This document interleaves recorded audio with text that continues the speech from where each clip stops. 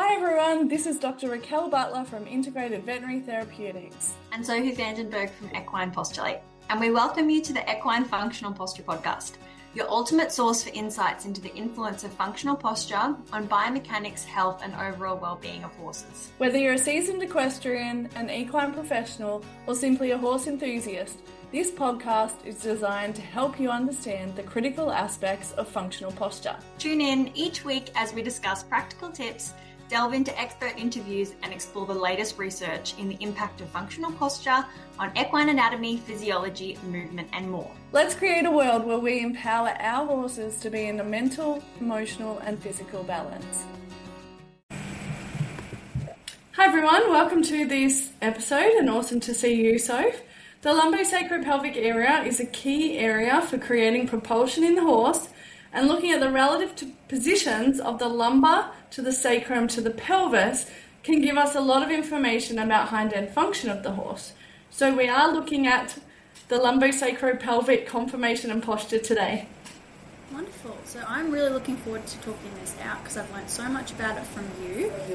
Posture and conformation are really often confused, and it's such an important area because we're always breeding for conformation, but We should be. Fingers crossed. We're all responsible stewards in the horse world. So often we're reading posture as conformation, though. And so when we assess pelvic angles and inclination, because there's so much movement through that space, it's very useful to understand what it means in the context of a neutral and functioning pelvis as compared to a dysfunctional or chronically tilted pelvis. So let's just jump in. How do we look at the pelvic angles? Yeah, so first of all, we have a look at, it's easier to probably look from the side, and being aware of the bony landmarks of the tubercoxy, which is the point of hip, some people know it as, but it's not the hip joint, the sacral tuberosity on top of the rump, and the tuber ischii, which is the point of the buttock. And you want to make sure for this that your horse is standing square, and then you need to understand the difference between angle and inclination. And technically, we're generally looking at inclination, which means that we're looking at the alignment of the bone relative to the horizontal plane or to the ground. So we're looking at the pelvis being relative to the ground or the sacrum being relative to the ground, and then we're looking at them relative to each other, but our reference point is the horizontal. And it's really confusing because I've read lots of different studies and it can be really hard to know, are they talking about angle, which is actually technically relative, like for example, the pelvis relative to the femur creates the hip angle. And so it's like a bone relative to a bone is creating the angle between the two bones. For example, the femur relative to the tibia creates the stifle angle, whereas the inclination is relative to that horizontal plane. And sometimes, in studies, you've got to check, A, what are they referring to? And B, what bony landmarks did they utilize to measure it? Because you could compare two studies and say, well, one study says that the pelvis should be 30 degrees, and then the other study says the pelvis should be 20 degrees, and you're like, oh, well, dressage horses are this and race horses are that. Well, yeah, maybe, but maybe they measured it from a bit of a different point. And you can't, you've got to make sure you're comparing apples with apples, because it's really common that we're not when it comes to the pelvis. So we're going to talk about inclination relative to the horizontal, and we're talking about the relationship specifically between the pelvis and the sacrum. We're talking more positional as opposed to motion. And so you've always got to take into context, does the pelvic position, like statically, match the motion? Because ideally we want balanced, static, lumbosacropelvic picture, and then we want balanced motion of the lumbosacropelvic area. And then you're more likely to have efficient biomechanics. So just thinking about that, what does healthy pelvic alignment look like? So the motion and inclination of the pelvis should be correlated with the motion and angle of the sacrum. They can be different, but better performance is correlated with croup and pelvic angle being the same. And like you said, we're talking about positional inclination today, but it's just important to note that, you know, the motion should be correlated because the lumbosacropelvic unit should be moving somewhat together. So a healthy pelvic alignment is neutral, ideally. So that would mean that you have flexion and extension of the pelvis. It can kind of tilt forward and go flatter, or it can flex underneath. And we are aiming that this is quite neutral in terms of its function. So the pelvic angle should have the ability to move towards flexion and also towards extension via the lumbosacral joint. And healthy pelvic alignment is also represented in the hip joint, because the way that the pelvis is aligned is going to influence the way that the femur, so this is the bone that goes between the hip and the stifle, the inclination of that bone, so its alignment also changes with the pelvis. And when you have that change, your center of rotation is going to be altered, which is always going to alter your stride. It's going to alter how you can push, where you can place power, and also your available range of motion. So yeah, it's a very strong postural indicator, and we would love it to be neutral relative to the conformation of the horse. Another example is the scapular angle. There's a lot of motion available, but there is usually a conformation or neutral that we'd like to have. And the other relevance here is that so many horses are overflexed or overextended as they're neutral. So when they're just standing, or when they're moving, they're in a flexed or extended position, whereas being in a neutral is always going to be your best place for your joints. And if that influences your hip joint, it's also going to influence all of your soft tissue, all of your joints below that point as well. So it's important to note that the health of everything below it is always going to be influenced as soon as you've got an alteration in that alignment. Yeah, especially things like the suspensory. I believe that a lot of times when we have proximal suspensory issues, it hasn't been because of the suspensory itself.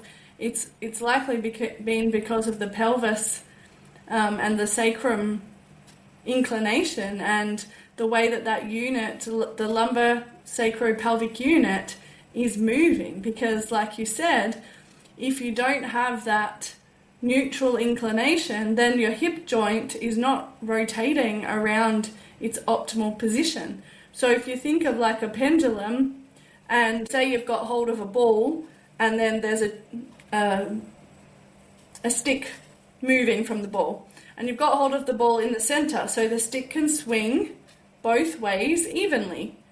But if you're holding the ball so that the stick is already not straight, then the motion from forward to back is going to be altered. So you're not going to have as much forward motion as you do back motion, or it might not even be able to do its back motion, and it's just got a smaller motion now because the ball is blocked there from moving through its whole range of motion.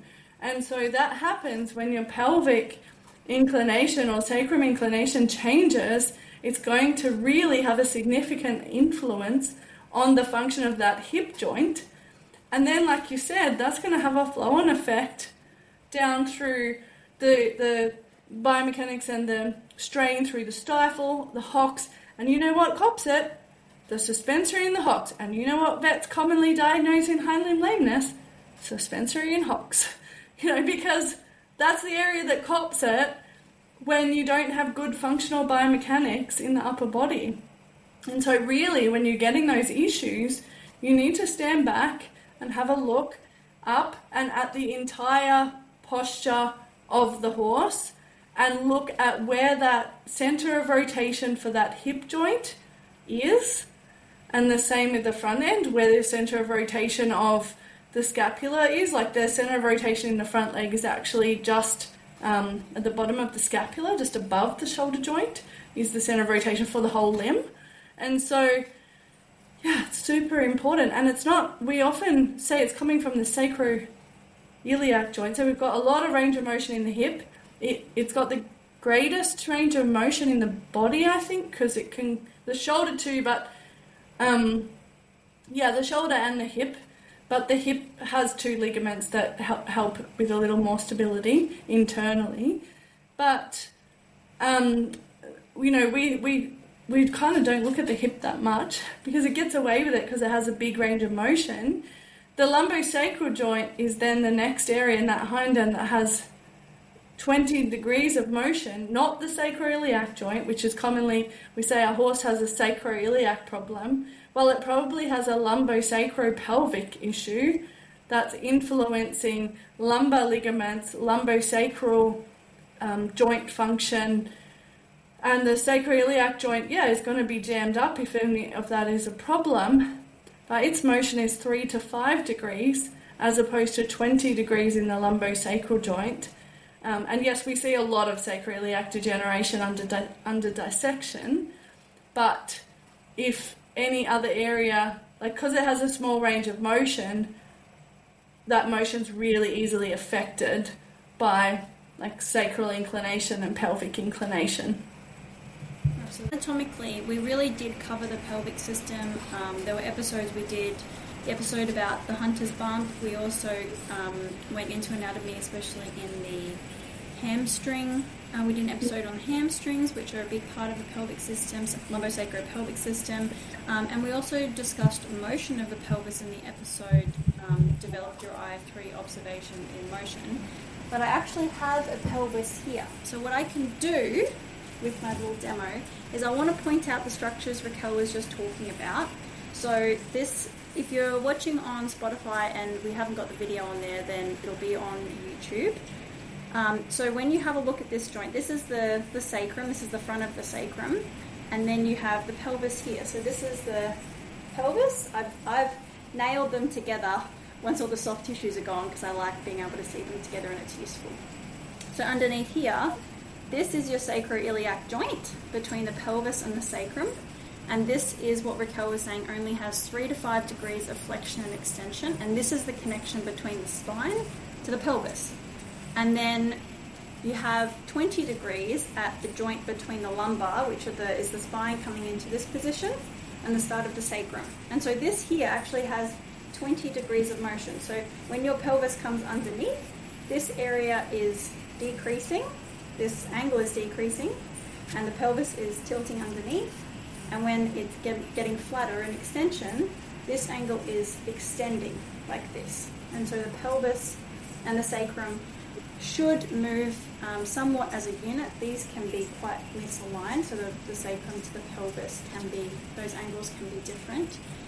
But in this instance, you also have, this is a complex joint. There are, even though there is only 2 bones touching, there are 5 joints. You've got 1, 2, 3, 4, and 5 joints here. So the health of this space is really important. And this is where the horse can be chronically a bit flexed or a bit extended. And so, like in people, there is a joint on each side. So you've got a sacroiliac joint on each side, and it's between the pelvis and the sacrum. And for us, because we stand upright, our sacroiliac joint is quite flat. Like it would be kind of like this. But for a horse, it's much more horizontal.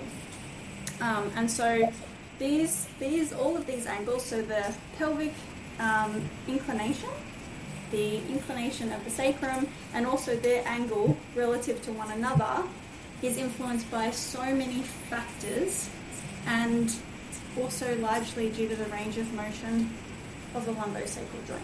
So there's just there's a lot going on here, a lot of connections, and the alignment of this whole system is very heavily influenced by posture, which is another reason why we're so interested in it.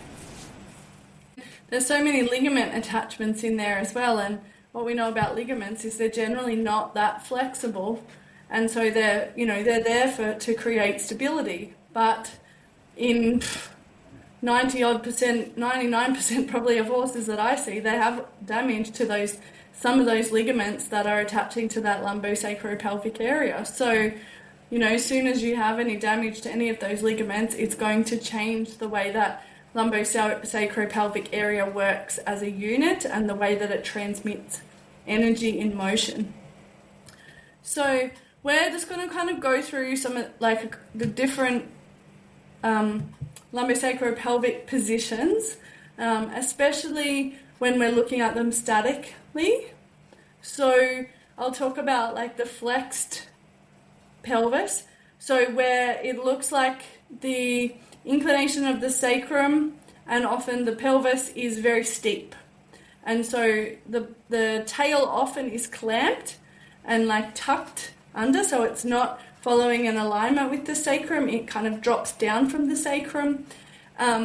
This will affect that alignment of the hip joint, so then often the hip joint is more flexed, which means that it's kind of it's not in its strongest alignment for weight bearing and load, and it's not correlated to ideal gait quality in terms of like it puts a lot of stress, especially on the hocks and suspensories.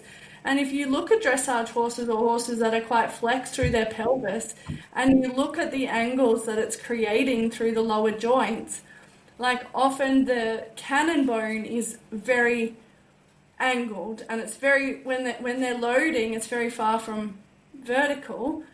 So then you think about how that's influencing those tendons, ligaments, and hock function. And some breeds we say are like have a more flexed pelvis, like Frisians and the Spanish breeds.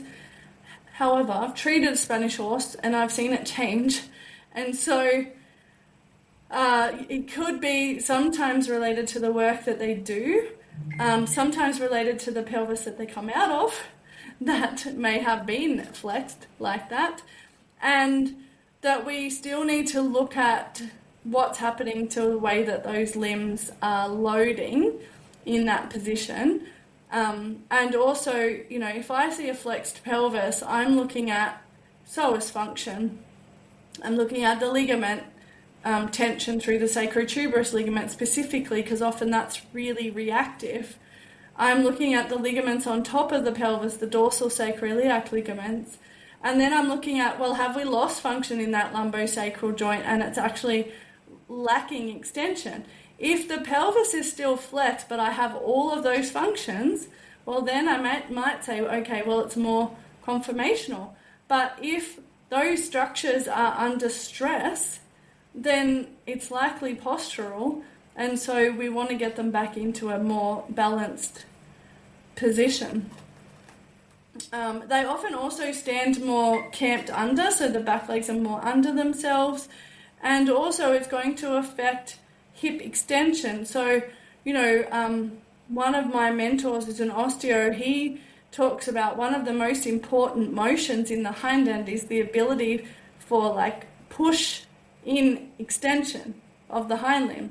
So when the hip is in extension, where is the horse pushing from and how strong are they in extension? Because many horses are very weak in extension, and that's a vital component for propulsion. And so other areas are going to come under a lot of strain, including the front end and the core, if they don't have good hip extension and good strength in that extension. Awesome. And what about extension at the lumbosacral joint? So we're talking about extension. Well, you can go into that. Okay. So extension at the lumbosacral junction, often the generalized appearance is going to be a flat pelvis. And so anytime anybody thinks flat pelvis, they go Arabian. So, yeah. And that's probably one of the most prominent conformational ways of finding a flat pelvis. And, the evaluation of a flat pelvis has shown that they often have a greater pelvic rotation or more elastic gaits, which is likely linked to the concepts you're just speaking about with the ability to extend the leg out behind, because the angle of the hip joint itself allows the femur to travel backwards, going back to that pendulum analogy. So, you know, that flat pelvis, often you'll also see a flat sacrum as well, and you'll see a slightly higher set tail, and it does often hang out a little bit out the back rather than sitting dead flat and hanging down the back of the legs. And sometimes they can be quite disengaged, especially when they're dysfunctional and sometimes camped out. And so when you see horses that are really disengaged, it's another variation of when they're going through their stride, the push that you see is often behind their best position rather than in front of it like the flexed pelvis. It's behind. So you'll see this kind of almost weak landing, and then the horse just travels over the limb, and the push that they give is out behind, and they sort of leave their foot out behind, and then it gets pulled forward in just a not very nice fashion. Motion.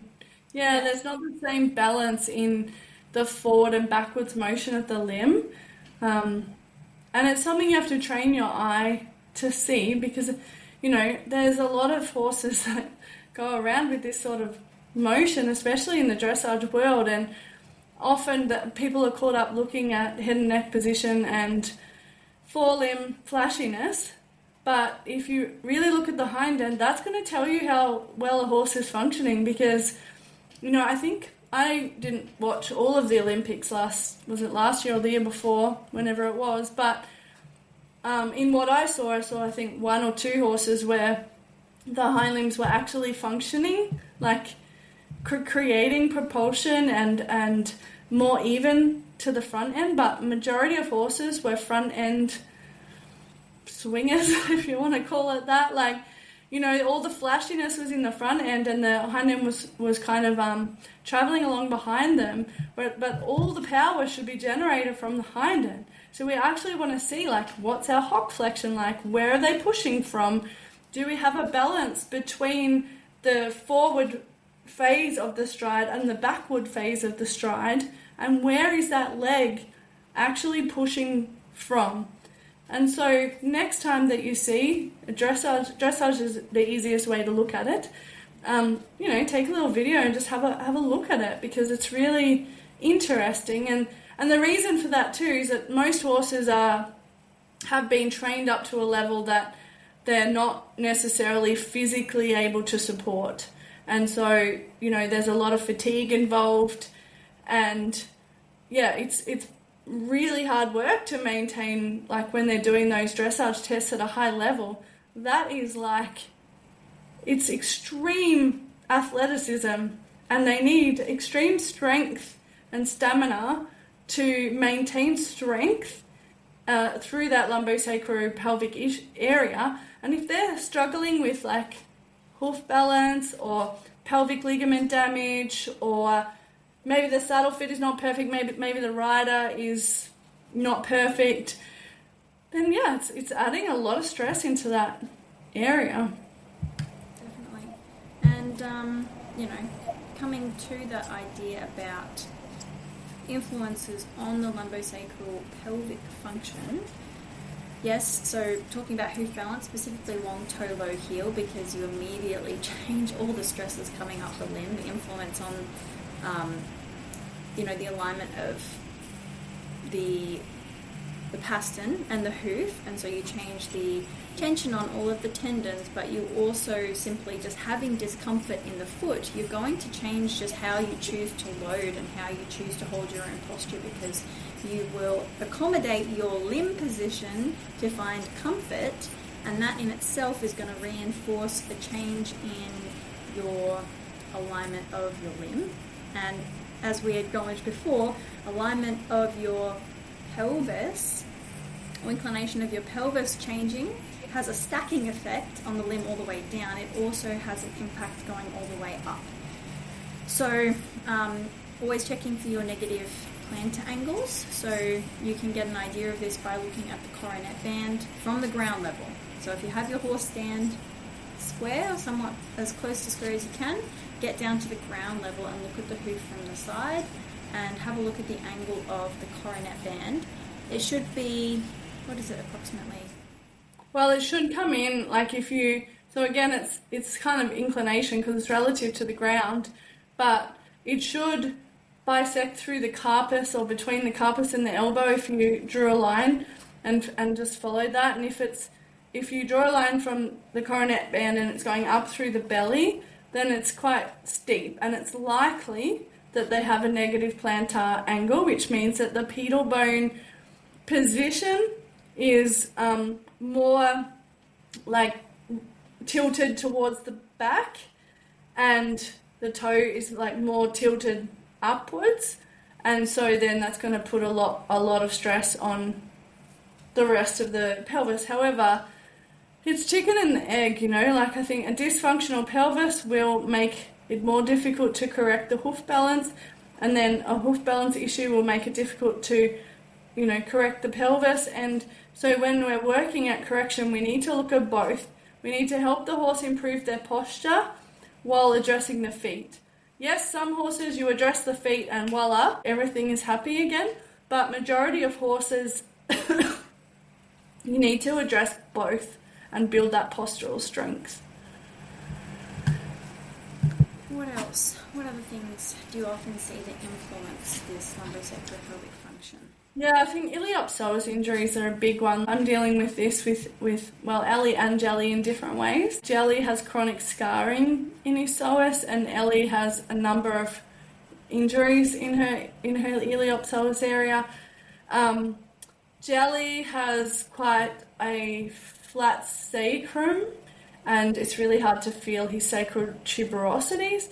Ellie is just really disengaged through her pelvis and struggles to have any kind of strength to push through those hind limbs because of the iliopsoas damage, and she has core abdominal damage as well, which is influencing her ability to engage that hind end. So yeah, core injuries, abdominal attachment injuries to the pubis and the tubercocci is going to influence the ability for the pelvis to move.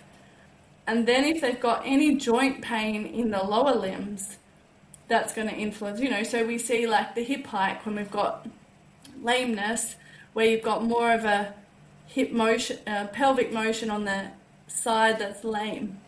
And so that has a massive influence on pelvic function. And then spinal dysfunction, if you've got kissing spine, the energy can't flow, whether it's in the lumbar or the thoracic, the energy can't flow from the pelvis. And so then it's going to have kind of a flow back effect on that lumbosacropelvic function too, because they're pushing but nothing is able to be transferred. So there's a lack of flow. And then primary lumbosacropelvic pathology, like with bones under dissection, we see a lot of pathology in the lumbar facet joints, a lot of lumbar arthritis, kissing spine, arthritis in the sacroiliac area. We've seen some really gnarly facet joints in the lumbosacral area, which you were pointing out the complexity of those 5 joints before. And that's not including soft tissue damage, that's just looking at the bone. So we really have to consider the influence of of those ligaments, of muscle attachments to the pelvis. They have a massive influence on pelvic conformation, or pelvic posture and motion. So that when we're looking at that whole complex area, lumbosacropelvic motion, we can't just look at it from a chiropractic bone perspective, and we can't just look at it from a soft tissue perspective. We need to be looking at it and we can't just look at it in isolation without looking at the feet. We need to, be looking at the whole area and considering where that dysfunction is.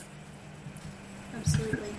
And And that came up quite strongly in our hamstring episode. We were talking about the lumbosacropelvic system. If you imagine that you have so many muscles, you know, there are muscles running through across the top of the pelvis. You've got your gluteals coming down to the hip. You've got your hamstrings coming down the back, quads coming from, you know, across the front of the hind limb and connecting down into the stifle.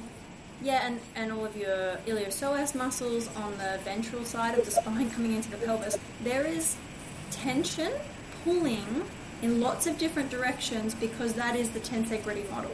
I mean, it has to be suspended in a shape, and so that is dictated by the soft tissues. And so you need, you know, if you're seeing misalignment, there's a lot of things to look at in that hind end system. And so, yeah, you know, like you were saying, hamstrings, abdominals, gluteals, they all can restrict pelvic motion, and them having a good quality balance of their influence on the pelvis, so they're doing their part to hold a happy level of tone and tension so that the bones can sit in their best alignment for the horse individually, you know, because they have their own best posture and best alignment between all the different bones, and us trying to get to that point is where they're going to find their best quality movement for the horse and also the best comfort, because they go together. When you have that beautiful, soft, lovely posture and the system is working well, that's when they find their most comfort. Yeah, and like they might have a flatter pelvis, or they might have a more angular pelvis, but it's finding that balance that is optimal for their body and their proportions, you know, because horses can have a longer pelvis or a shorter pelvis, or a longer femur or a shorter femur, or, you know, slightly different bony structures in their sacrum versus their lumbar. So it's figuring out, like you said, that optimal alignment for the individual horse, and, you know, where everything kind of looks like it flows. So, you know, the scapular inclination matches more the pelvic inclination, and our hoof pastern axis correlates to those as well. And, you know, the lumbosacral joint position relative to the tubercoxy position is aligned, and, you know, where their thoracic sling is sitting relative, you know, their scapulars relative to their wither. Like, all of those things are going to determine the balance in that horse. So in terms of improving pelvis alignment, like we've kind of just emphasize the importance of muscular and structural function and making sure that they're both addressed in bodywork techniques. Like, if you're always getting massage, sometimes you need someone to just work from a structural perspective as well, and vice versa. So, you know, you might have two different practitioners that you work with on that. We've talked about the importance of hoof balance. That's definitely going to be integral. And then we've also talked about the importance of reprogramming posture and reprogramming movement, so that you formulate good movement patterns within the horse, so they actually learn how to properly engage their hind end. Because, you know, that's what I'm always working on with, well, Mel Fleming especially, is, you know, getting horses to connect to that hind end, because a lot of horses, it's not natural for them anymore. We also require them to be more on their hind end to do what we want to do with them. And so, you know, it takes a lot of effort to get them connecting to those back legs, and then they've got to carry us. So they've got to not only connect to them, learn how to engage them, improve their core strength, but then they've got to also do all of that with load. So, you know, that's a big part of that. What else would be valuable to improve postural function and alignment in the lumbosacropelvic area? So variability of movement that encourages all motions of that lumbosacropelvic area. So if you have a horse that's only doing collected work, that's constantly flexing his pelvis, there is no way that's going to encourage healthy extension of the lumbosacral joint. And as we've discussed, it's really important that you have the full range for, you know, good quality motion. If you can encourage a balance between flexion and extension, So that means looking at all of the input that you're giving your horse, like how do they move in the paddock, and how can you complement that with the things that you do. So, you might be using carrot mobilizations to encourage them to flex and extend, and to make sure that that's available. And if they are a jumping horse or a dressage horse or a hacking horse, you're going out trail riding, then making sure that you're adding a bit of the other variation. A jumping horse should be doing maybe some transitions and dressage as well to complement how they're landing and the position that they are in when they have their massive push and they're going out into extension. For endurance horses that are traveling in a straight line all the time, then maybe some dressage and jumping that encourages them to flex under with their pelvis and also create a bit greater push rather than just sort of traveling along at a medium level for them that they get used to all the time. So making sure that you have some strength to back up what you're doing, but making sure that you have a balance between the two. And that will, we haven't really touched on them, but you've got dorsal myofascial lines and ventral myofascial lines, and encouraging the use of both of those, it means that you have a balance over the top of the horse and on the underside of the horse. So, they would be top solutions for improving pelvis alignment. Did you have any other comments? We can balance top to bottom, but then we're also balancing them from a diagonal perspective and, the spiral line perspective. Like there's a lot of connections that go from back to front and front to back. And so, the more variation that we can incorporate in our horse's workload, obviously you want strength in the exercises that they're doing, but then you also want you want to balance that with, other exercises to make sure that you're just reducing injury risk. Because like you said, the horse that's always in collection, their psoas is becoming tighter and tighter, and then they run around the paddock and they buck and they kick out or they slip, and all of a sudden you've got an injured horse.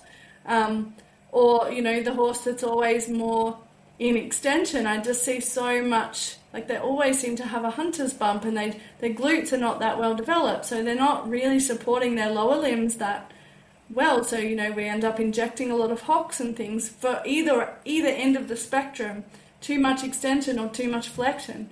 So, and I think we just need to spend more time too getting strength in stability and knowing that our horses have strength in a position of alignment, and that they can find a position of alignment to help them, support the lumbosacropelvic junction. So anyway, go out and have a look at your horse's sacral from the side, getting them stand square. Go out, have a look at their sacral inclination relative to the ground, their pelvis, so just from the point of hip to the point of buttock, relative to the sacrum. That's going from generally from the front of the tubercoxy. On the lateral, And, just look at those kind of areas. Do they look like they match up, or do they look completely not relative to each other? And then where is the leg comfortable in standing? Underneath, out behind, or is it allowing a vertical cannon bone? They'll be slightly turned out, that's normal for the back leg, but we do want that vertical cannon bone underneath the hip joint so that it optimizes that alignment. Awesome, well thank you. I hope that you've enjoyed that episode and gives you some insight, a bit more insight into the complex area of the lumbosacropelvic area. So thanks for joining myself, Dr. Raquel Butler and Sophie Vandenberg in today's podcast. Enjoy your horse time. Please subscribe to the Equine Functional Posture podcast so you don't miss our weekly episodes, and give us a 5-star rating so we can share more valuable insights. Reach out with any listener requests for topics you'd like to hear us talk about. And if you're a business aligned with our mission, then reach out to become a sponsor of an episode.